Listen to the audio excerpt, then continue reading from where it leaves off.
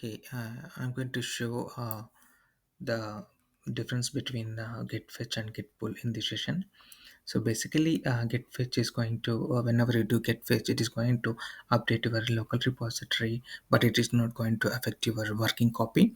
Whereas, whenever you do gitpull, it is going to update your local repository, and also it will try to update your working copy as well. So let us see with a small example. Right now, I created a code in the I created a Git repository, and I have the same code I have in the local repository as well. So all the local repository and the Git and the remote repository all are in sync right now. Um, Let us try to test first the Git fetch. So let me make sure what branch I'm in first of all. So I'm in the development branch, and we are in the development branch. There it is showing us like initial code. Here also it is showing us initial code. So I'm going to do some changes in my local repository. Maybe I will try to remove this initial code, and I will put like updated by me in local for fetch testing. Save this. So once you click on the save, we can see the changes here. I'm going to state these changes and assume some of your team member already updated in the same development branch by raising a pull request or by directly committing into the main branch. So in order to replicate that scenario, I'm going to directly edit here. So I will remove this initial code, and I will write like updated by team member remote for testing. And I'm going to commit these changes directly into the development branch. So right now, this is the changes. This is the code developed by your team member, and he already pushed that code into the development branch. The same branch you cloned into your local repository, and you made your changes. So the code in your local and in the repository in the remote repository both are different. Now let us try to do the get fetch. Before that, I will try to maybe I will do get fetch first of all and see how it will be.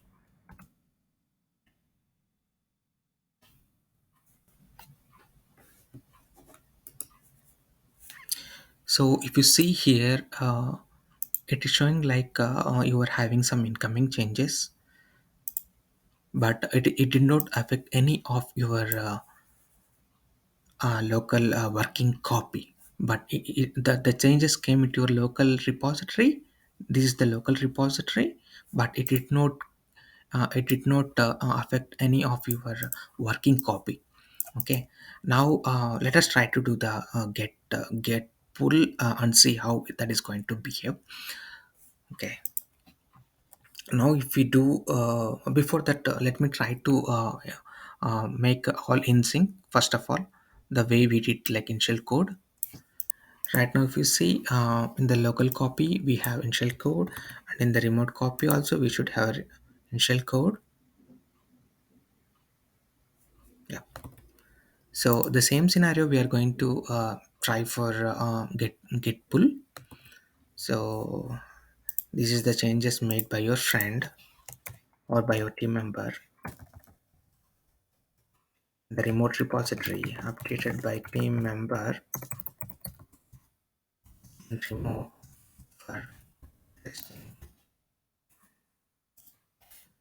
Commit directly to the development branch, and here in your local branch you updated by me in local for.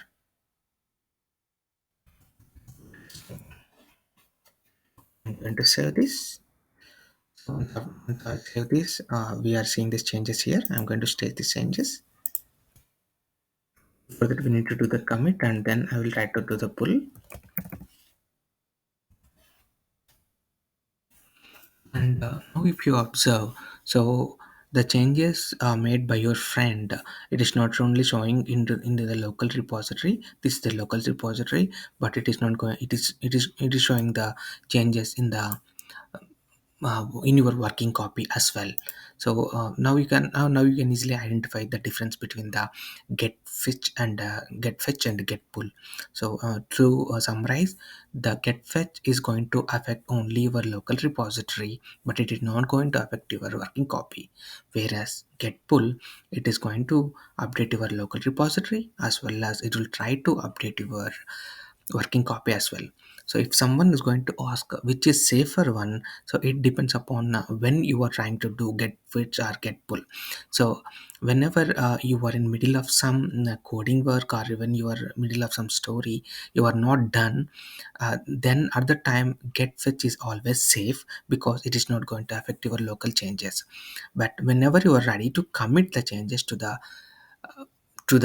remote repository, it is the best practice is always to pull the changes and then push the changes. Because before committing the changes to the remote repository, if you are trying to do the git pull, so you can see what are the changes made by other team members, and you can resolve the conflicts in your local itself, and then you can push the changes to the remote repository.